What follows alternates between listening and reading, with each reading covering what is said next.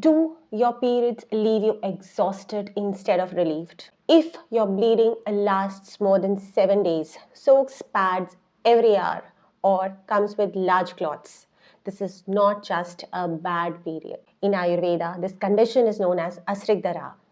Today, let's understand why this happens and how Ayurveda focuses on cooling excess heat and restoring the balance instead of just suppressing the symptoms. Hello everyone, this is Dr. Priya Sharma and today we are going to talk about Asrigdara or dysfunctional uterine bleeding.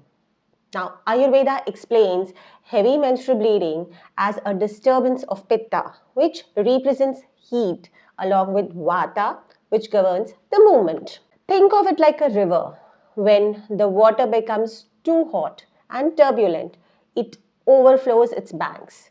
Similarly, excess heat thins the blood and disturbed Vata increases the force of the flow. Now, modern medicine calls this as menorrhagia, but Ayurveda views it as a whole body imbalance, not just a uterine problem. Now, why does this happen? What aggravates this condition? Number one, excessive spicy, salty, sour, and fermented foods increase the internal heat.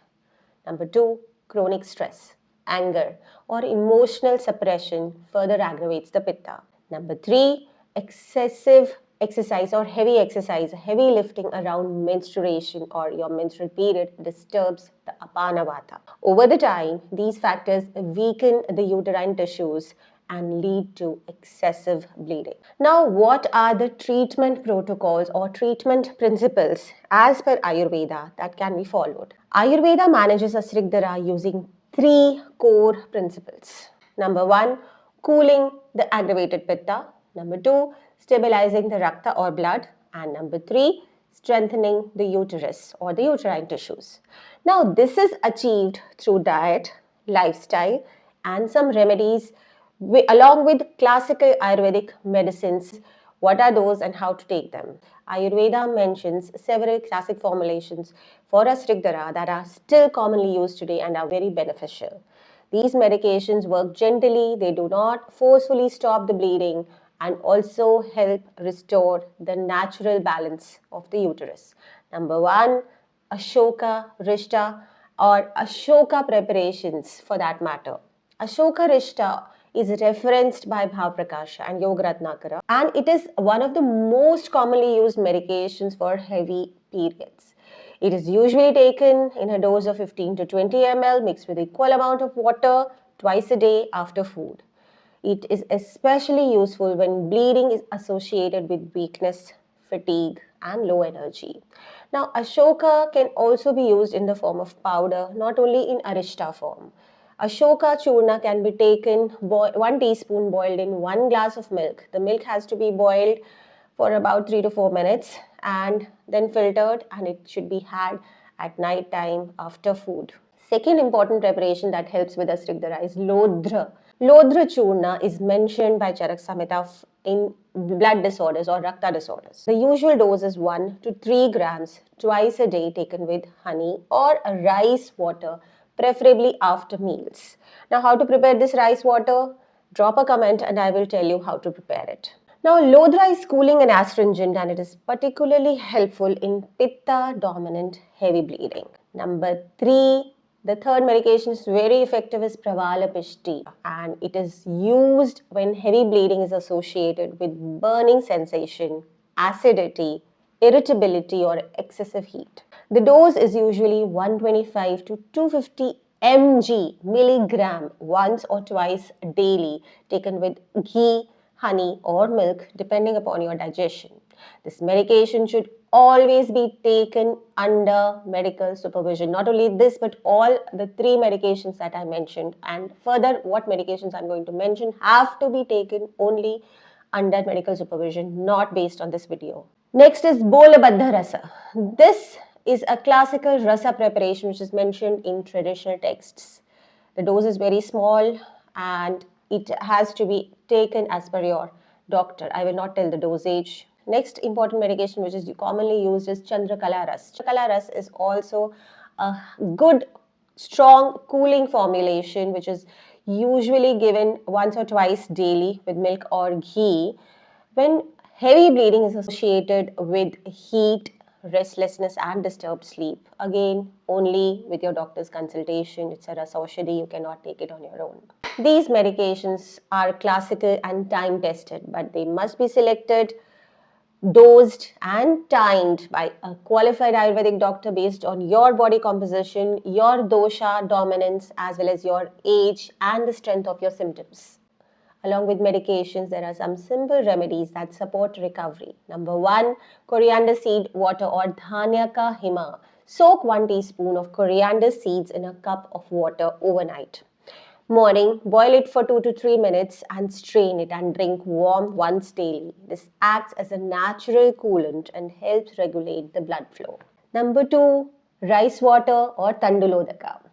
Soak around 2 spoons or 10 grams of raw rice in 80 milliliters or 100 milliliters of water for 6 to 8 hours. In the morning, rub those rice in the water gently and strain that water. Use that water, drink that water. It will help reduce heavy bleeding. It is also used to take, this rice water is also used to take many medications. Now let's talk about pathyas or what to take to help with this condition. Number one, old rice, moong dal, pomegranate, and cooling vegetables like bottle gourd, ridge gourd. These foods pacify the heat of pitta and stabilize the blood.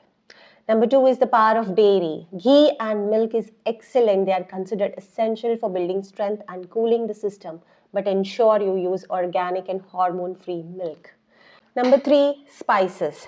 Correctly identifying coriander, fennel, and cumin as the safe spices is vital, as most other spices like mustard, isofetida are too heating in this condition, so avoid them. Also, ashgard and resins, they are specifically hailed in Samhitas for their ability to stop bleeding and replenish the blood.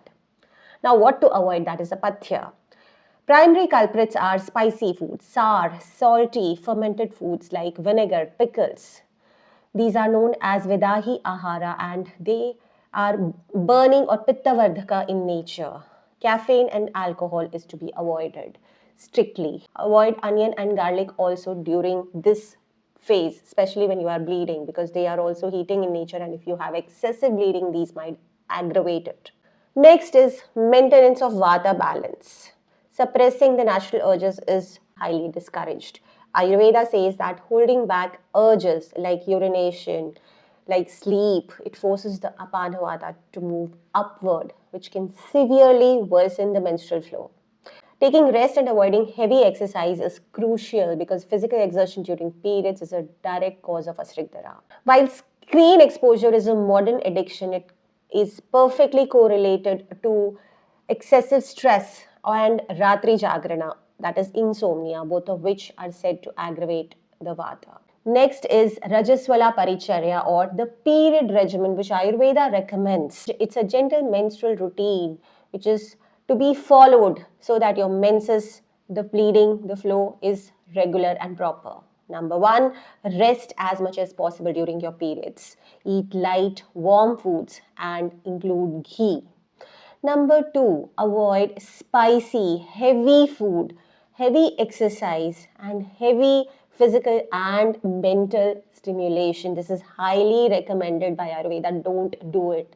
These measures conserve your energy and support proper movement of Apanavata, and that Apanavata regulates the flow. Practice pranayama, Sheetli and Sheetkari, especially Sheetli, a cooling breath that calms excessive heat. And Viprita Karni is another form of pranayam that helps reduce the pelvic congestion and calms your nervous system. Heavy periods don't have to be your normal. By cooling the body, supporting digestion, and honoring your cycle, balance can be restored very well. If symptoms are severe or persistent, always consult a qualified doctor.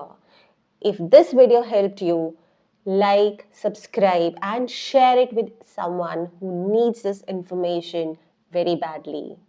Thank you.